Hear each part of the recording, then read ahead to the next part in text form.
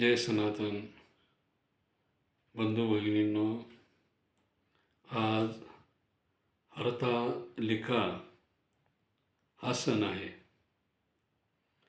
हा महिलांसाठी फार मोठा आणि आनंदाचा असा उत्सव आहे. यामध्ये महिलांनी तो चांगला पती मिळावा या दृष्टीने करण्याचे व्रत आहे. हे व्रत, हा उपवास भविष्य पुराणातील कथेनुसार आणि हर पार्वती हर गौरी यांचा संवाद आहे. शिवपार्वती यांचा संवाद आहे. एक दिवस पार्वती माता शिवप्रभूंना विचारतात, हे प्रभू, मी अशा कोणते व्रत केले, कोणता उपवास केला म्हणून तुम्ही मला प्राप्त झालात. त्यावेळेस शिवपार्वतीच्या या संवादामध्ये शिव पार्वती मातेला सांगतात की हे गौरी, ज्यावेळेस तू उपवर झाली होतीस त्यावेळी तुझ्या पित्याच्या घरी राजा हिमालय यांच्या दरबारामध्ये नारद मुनी आले आणि त्यांनी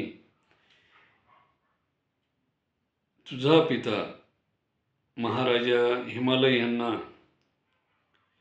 तुझा विवाह विष्णूशी करून देण्याचा सल्ला दिला आणि तुझे पिता हिमालय यांनी तो सल्ला मान्य केला. आणि नारद त्या ठिकाणाहून निघून गेल्यानंतर तुझ्या पित्याने तुझी माता आणि तुझ्यासमोर विष्णू परमात्म्याचा यांच्याशी तुझा विवाह करण्याचा प्रस्ताव त्या ठिकाणी मांडला म्हणे. आणि त्यानंतर ही गोष्ट तू तुझ्या मैत्रिणीला सांगितलीस आणि तुला ते मान्य नसताना तू तुझ्या मैत्रिणीला सांगितल्यानंतर तुझी मैत्रीण हिनं काय केलं की तुला अरण्यामध्ये घेऊन पळून गेली. त्या ठिकाणी अरण्यामध्ये असलेल्या एका गंगेच्या तीरावर त्या ठिकाणाहून गंगेतील वाळू घेतली आणि एका गुफेमध्ये जाऊन त्या ठिकाणी शिवपार्वतीचं पार्थिव शिवलिंग स्थापन केलं आणि तुला तपश्चर्या करायला सांगितली. तू ती तपश्चर्या 64 वर्ष विना अन्न पाण्याचे घेऊन तपश्चर्या 64 वर्ष केली, जेणेकरून मी तुला प्राप्त झालो. परंतु या पृथ्वी तलावर स्त्रियांना एवढे वर्ष तपश्चर्या करण्याची काही आवश्यकता नाही. त्यांनी एक दिवस जरी हा उपवास केला तरी चालतो. हा उपवास भाद्रपद महिन्यातील शुद्ध तृतीयेला येतो आणि या दिवशी पूर्णपणे निराहार राहायचे. कुठल्या प्रकारचा अन्नपदार्थ खायचे नाहीत, फळे वगैरे चालतील आणि दिवसभर उपवास करून शिवाचे पूजन करून हा उपवास दिवसभर करायचा आहे. रात्री जागरण करायचं आहे. शिवनामस्मरण, शिवपार्वती नामस्मरण, हर गौरी नामस्मरण करायचे, जेणेकरून भविष्यामध्ये आपणास चांगला पती मिळेल या दृष्टीने हा उपवास गरजेचा आहे. दुसऱ्या दिवशी पूजन विसर्जित करायचं आहे. ते विसर्जित करून ते पार्थिव शिवलिंग वाहत्या गंगेमध्ये, वाहत्या पाण्यामध्ये किंवा एखाद्या विहिरीमध्ये अशा ठिकाणी नेऊन सोडायचं आहे. आणि ही पूजा विसर्जन करून दुसऱ्या दिवशी या उपवासाचे पारणे करायचे, नैवेद्य वगैरे दाखवून. अशा पद्धतीने हे व्रत तू केल्यामुळे मी आज तुला या ठिकाणी प्राप्त झालो आहे. अशा प्रकारे हे हरतालिकाचे व्रत शिवांनी पार्वती मातेला समजावून सांगितले. आपणालाही अशाच प्रकारचे हे व्रत करण्याची संधी आलेली आहे आणि विशेष करून हे व्रत कुमारिकांनी करावे असे या व्रताचे महात्म्य सांगितलेले आहे. जर कुमारिकांनी असे व्रत केले हरतालिकाचे तर तिला योग्य प्रकारचा पती मिळू शकतो असे भविष्य पुराणामध्ये महर्षी व्यासांनी लिहून ठेवलेले आहे. त्याच्यामध्ये आता नवीन संशोधक आलेले आहेत. ते राजवाडे, निकम, त्यानंतर तो अशोक राणा यांचे तत्त्वज्ञान महर्षी व्यासापेक्षा जास्त आहे. ते म्हणतात असे उपवास वगैरे करून पती मिळू शकतो का, किंवा शिवपार्वती यांचा संवाद कुणी पाहिला, कुणी ऐकला, अनेक तर्कवितर्क वगैरे केलेले आहेत.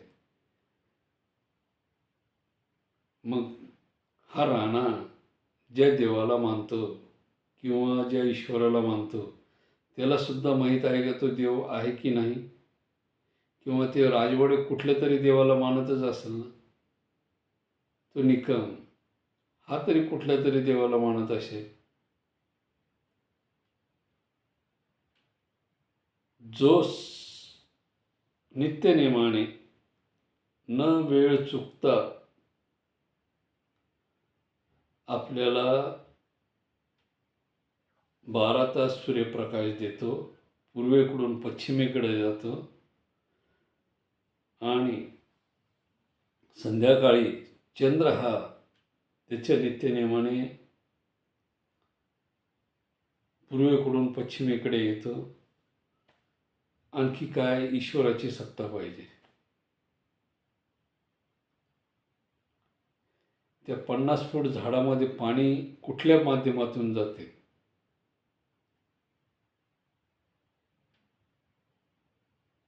ती ईश्वरी सत्ता आहे की नाही.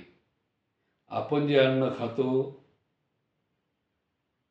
त्या अन्नामध्ये अशी कोणती शक्ती आहे की आपल्या मातेला खाल्लेल्या अन्नापासून पांढऱ्या रंगाचे दूध तयार होते आणि गाईला हिरवा चारा खाल्ल्यानंतर पांढरे दूध तयार होते. गाई, म्हशी ही कोणती अशी अद्भुत शक्ती आहे, कोणते असे यंत्र आहे.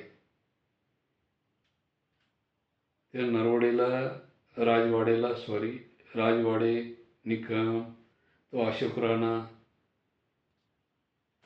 हे नैसर्गिक आहे. तर निसर्ग हा सुद्धा एक देवच आहे. पूर्वीच्या काळामध्ये आपल्या पूर्वजांनी निसर्गाला देव मानलेला आहे. हे जर ईश्वर मानत नसतील आणि नैसर्गिक मानत असतील तर निसर्गाला सुद्धा आपल्या पूर्वजांनी ईश्वर मानलेला आहे आणि ती शाश्वत अशा प्रकारची दैवी शक्ती आहे जी आपल्या शरीरापासून ते इतर सजीवाच्या शरीरामध्ये वास्तव्यास असून सुद्धा आपल्याला अदृश्य स्वरूपामध्ये जाणवत आहे.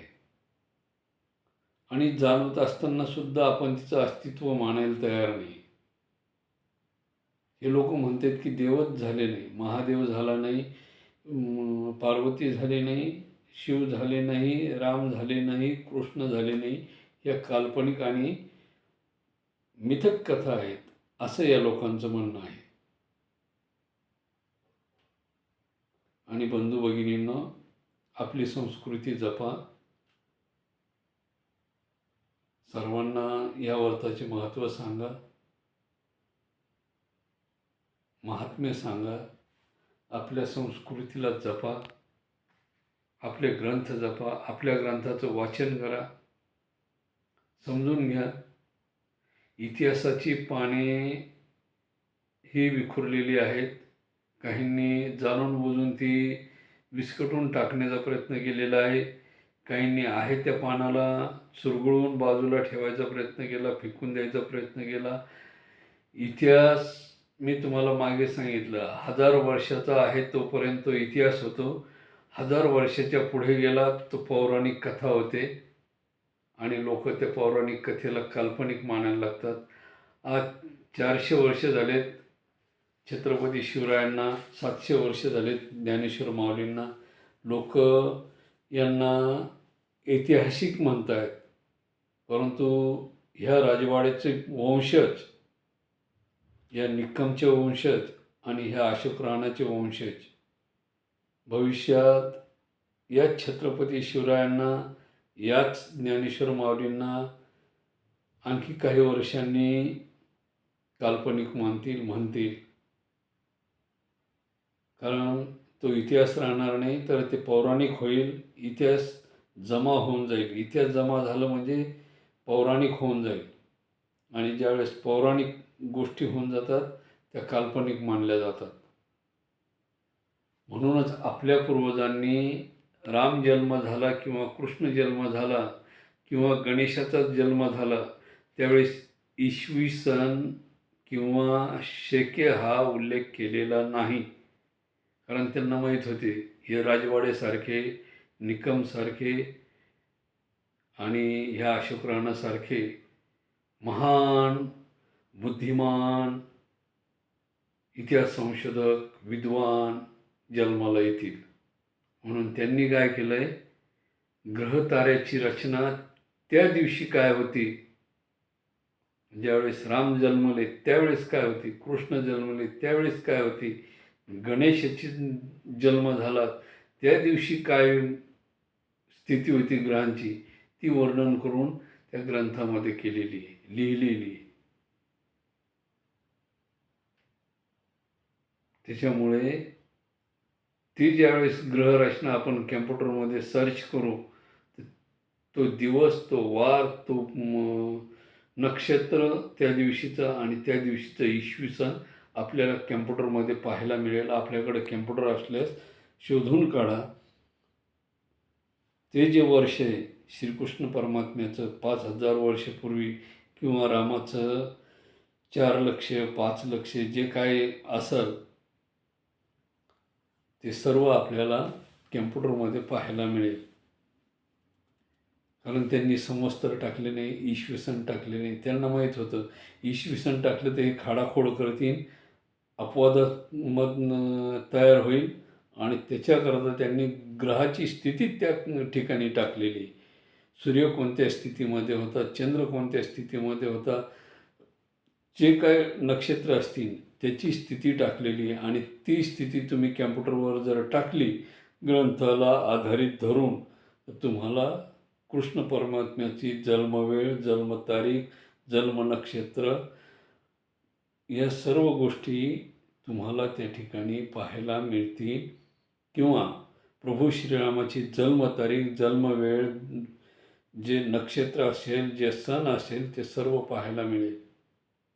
आणि बंधू आणि भगिनींनो, जय सनातन, जय हिंद, जय महाराष्ट्र. आपणा सर्वांना हरतालिकेच्या हार्दिक हार्दिक शुभेच्छा. सर्व बंधू भगिनींना माझ्याकडून. मी निवृत्ती उत्तमराव बोखन, महाराष्ट्र. जय हिंद, जय महाराष्ट्र, जय सनातन.